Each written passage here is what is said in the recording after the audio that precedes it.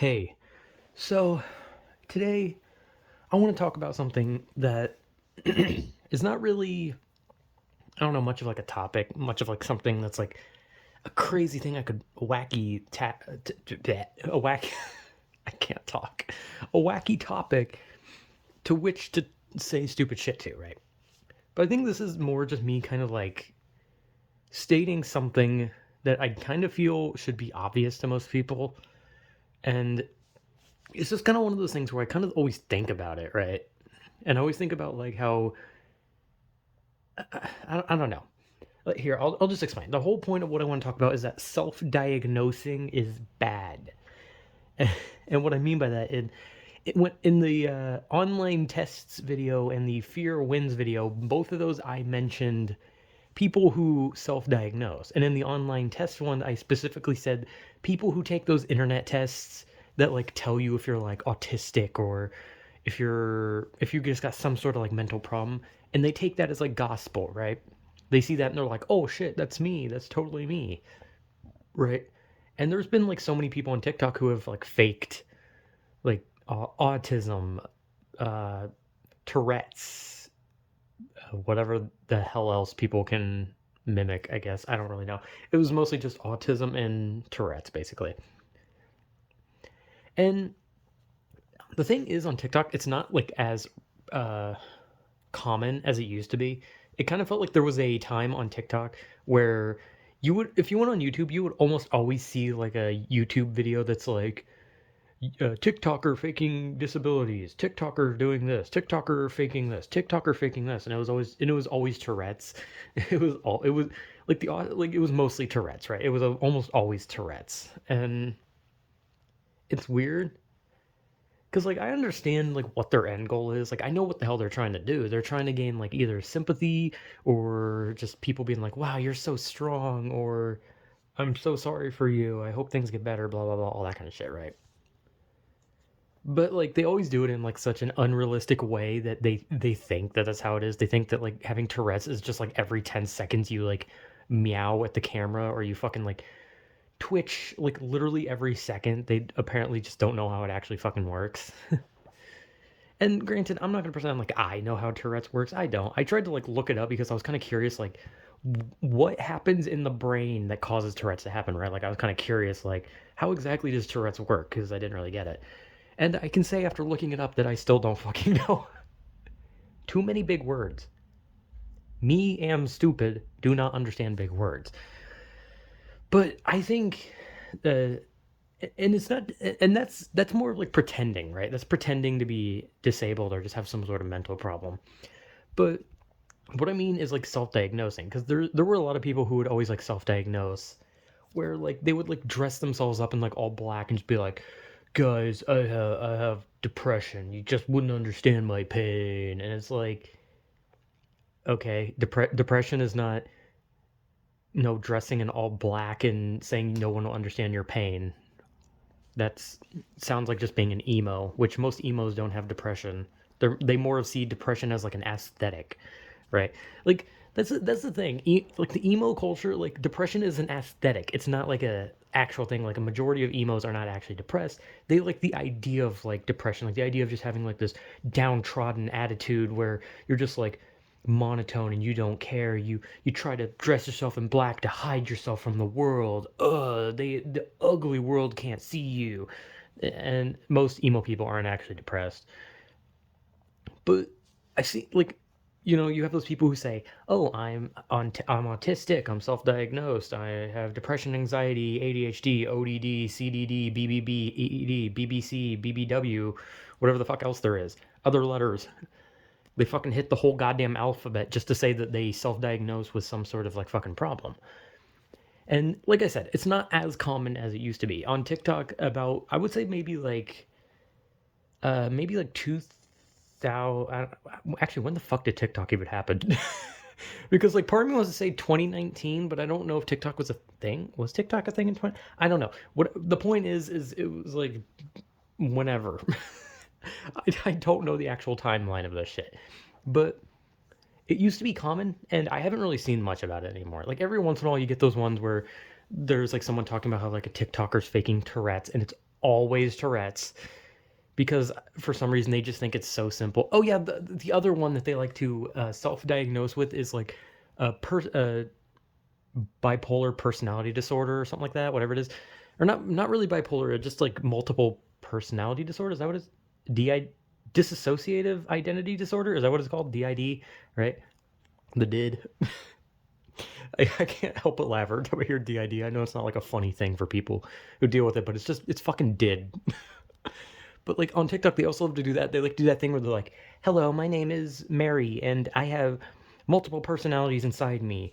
Here's Clavius. Oh, I'm Clavius. I have an erection." And they're like, "Okay, now here's Lysandra. Oh, hi, I'm Lysandra, and I like sucking cock. And here's Marcelo." And then they just fucking hit a dance and break their leg and start crying. Like, my point being, I don't know why I have like, my examples are either like I can't think of anything and it just ends up shit, or I go too far into like role playing some fucking world I create with the example that I lose track of what I'm even talking about. But I remember on TikTok there was like a lot of things like faking disorders and self-diagnosing.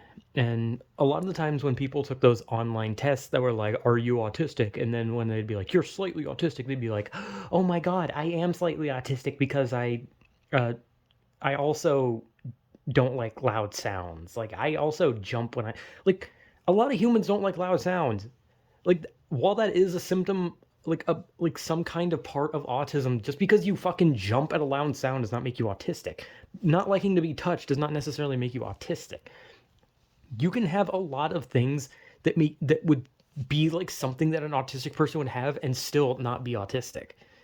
But people like they don't want to go to a doctor for it. And I can understand the idea of not wanting to go to a doctor because it's expensive as shit. It's expensive just to have some fucking dude in a lab coat just be like, "Oh yeah, you have fucking OCD."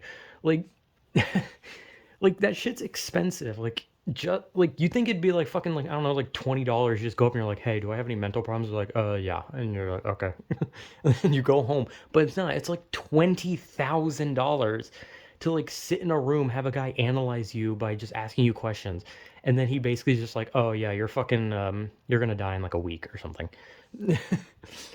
But like I said, you should never self-diagnose with things because it's just not good.